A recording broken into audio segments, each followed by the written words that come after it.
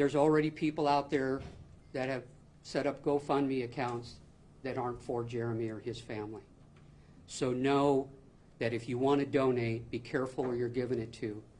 And those that choose to try to cheat the system and earn money on the backs of this kind of event, we're keeping our eye on you, and we'll take care of you when we come to you. Emotional moment for me personally and professionally to stand here and speak to you about a man that I so admired, that was killed in the line of duty while selfishly serving and protecting the people he cared for so much. First and foremost, I'd like to say to Jeremy's family how sorry I am that this happened.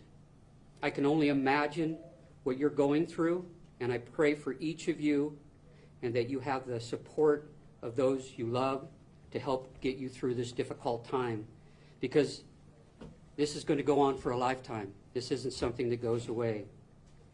In the short time that I've spent with some of the family at the hospital, I witnessed the love you showed for each other, and know that you will support one another in the good and difficult times. I was amazed by the strength and the courage of Jeremy's wife, Jill. I can see her as I'm saying this, so strong, and also so much like her husband, family-oriented, and made it very clear that she wanted to be the one to personally contact each one of her kids so that they didn't hear this tragic news somewhere else. For all those that were there at the hospital that night, they also witnessed the way the family came together and embraced each other. And later on, I'm going to speak a little bit about that family component. For those that worked with Jeremy and knew him and his other family, the Clark County Sheriff's Office, I am heartbroken for the impact that this has had on you individually and on a bigger scale on every Clark County Sheriff's Office employee that was graced with Jeremy's quick smile and his kind heart. Having been in your shoes earlier in my career, I know what it's like, and it's something that you'll always remember. And as you should, you will honor Jeremy as you do your job of protecting and serving in the noble profession of law enforcement. I can't help but flash back to the last time I sat and talked with Jeremy. It was in my office, right through those doors, and he came to me wanting to talk about what his career looked like and where he was headed. I knew he was on the promotion list, the sergeant's promotion list coming up, and we started talking about that, and I started talking to him about the importance of what the first line supervisor's role is in the sheriff's office, and in my opinion, in all law enforcement, it's one of the most critical positions in any agency. And when I said those things to him and we talked a little bit about it, he just beamed. I could see the excitement in his eyes. And that excitement, though, was even overshadowed and even brighter when we started talking about his family, because I always sat with the employees that I promote and those that we newly hire, and we talk about what's truly important in this job. And I try to express to people this is a job, one that we love dearly, one that we serve honorably in, and one that it's a calling for us. And he understood that. And I made a very clear point to him to make sure that he prioritized the job and where he was headed in the right place. And clearly, in the conversations we had that followed that, he talked about how much he loved his family, a man of faith, and the friendships that he had in the community. And those things are by far the top three things that everybody needs to know, regardless of what line of work they're in. The job is just a job. But when you do this job and you love it at 110% and you prioritize it as number 4, you can imagine what those other areas of your life are like. And that was quite exciting for Jeremy. And so I'll always have that memory of that, and it's a good memory. I would be remiss if I didn't thank all the law enforcement agencies in Clark County and adjoining counties that came to our call of need and filled the gap providing coverage for our community for a 36-hour period. These agencies responded without question or hesitation so that the Clark County Sheriff's Office could do what we needed for the Brown family, and even more so for the Sheriff's Office family that were grieving at that time. And it was quite shocking to see the looks on many of the deputies' faces, as you all could imagine. I don't want to ever forget the support that we have from our community as well. Those people have reached out in untold numbers and expressed their sorrow for us. As you know, in law enforcement, especially in today's world, we hear a lot of the negative. But I want the community to know that your voice speaks louder than what it is that we hear on the negative side. We know that you support us, we know that you care for us, and we know that you expect us to be out there every day.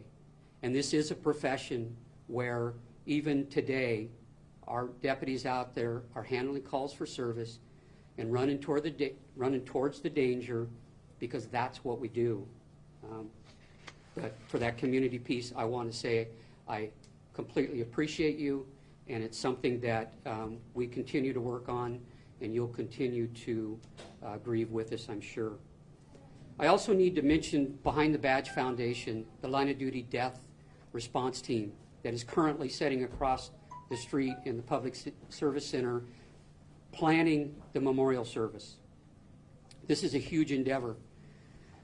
The last time I had to take part in one of these, I was one of the worker bees, and I know the efforts and the work that goes into it, but I also know from a management standpoint the enormity of the planning, the fear of not getting it right, not making it happen the way the family wants it. And that's the important piece. That memorial is family driven. It will be exactly what Jill and the family want, not what we normally do, not even the pomp and circumstance that we have if the family doesn't want that. This is completely directed towards the family.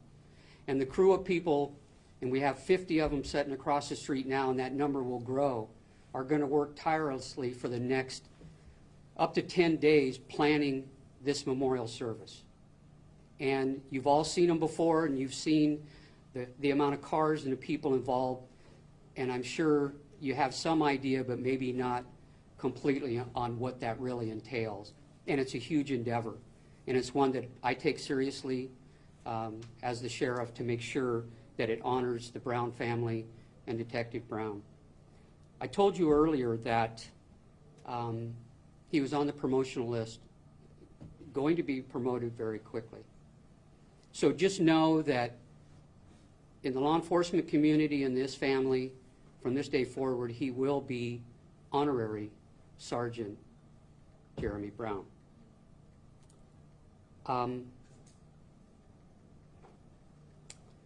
That's just that touches a heartstring for me, because I know how much he wanted that.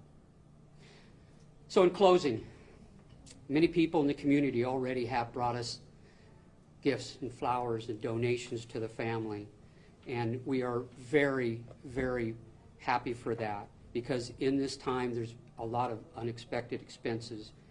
I want you to know that those donations will go directly to the family to offset all their unexpected expenses and the memorial service that's yet to come. Those donations can be addressed to the Clark County Sheriff's Office, Brown Family Memorial Fund, and can be deposited at any IQ credit union. And I just want to say, true to our human nature, there's already people out there that have set up GoFundMe accounts that aren't for Jeremy or his family. So know that if you want to donate, be careful where you're giving it to.